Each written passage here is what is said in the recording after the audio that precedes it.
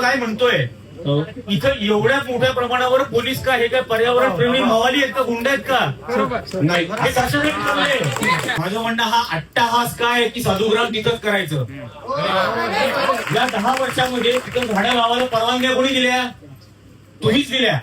आणि आता तुम्हीच सांगणार की ते पाडायचं कोणाच्या पैशाने? आमच्या नागरिकांच्या. हा जर गिरीश महाजन जर सांगतो की या 1800च्या बदल्यात आम्ही 18,000 लावू, तर 18,000 जिथं लावायला तुमच्याकडे जागा आहे ना तिथं साधुग्राम उभा राहा.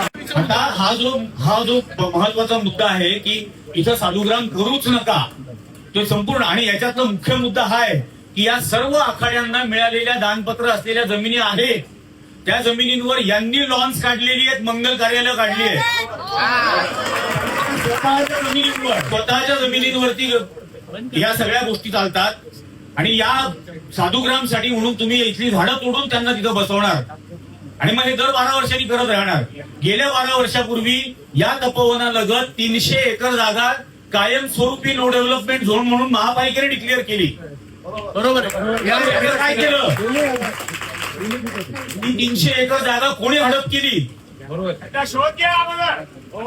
याचे पहिल्यांदा तुम्ही सांगायला पाहिजे अशा सुनावणींमध्ये उत्तर पाहिजे. तुम्ही अमुक 75 आणि तमुक 3 असं काहीतरी आम्हाला सांगत बसताय. याच्यात वेळ घालवू नका. सरळ सरळ हा रद्द. आणि इथं बाबुल नाना पण जे म्हणत होते की सक्षम अधिकारी, ज्या कुंभमेळ्यासाठी ज्या गोष्टी व्हायला पाहिजे होत्या त्यातल्या काहीही झालेल्या नाही.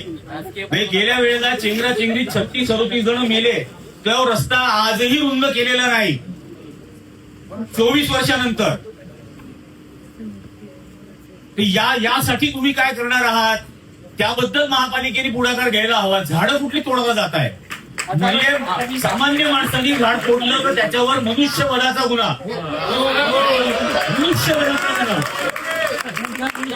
तुम्ही 1800 खून करायला तयार आहात. त्याच्यामध्ये तुम्ही ठरवणार यातले किती आवश्यक खून, किती अनावश्यक खून, याच्यातल्या किती पारंपरिक झाडं. आता झाडांमध्ये जातीयवाद आणणार का? पारंपरिक झाडं, अपारंपरिक झाडं, त्या अपारंपरिक झाडांमध्ये बाबूळ असेल आणि आणखी कुठले असतील, झाडांमध्ये जातीयवाद नका आणू. एकही झाड कापलं गेलं नाही पाहिजे. एक झाड कापणं हे सुद्धा हत्या आहे. एक गोष्ट लक्षात ठेवा की आम्ही पब्लिक आहोत, तुम्ही पब्लिक सर्वंट.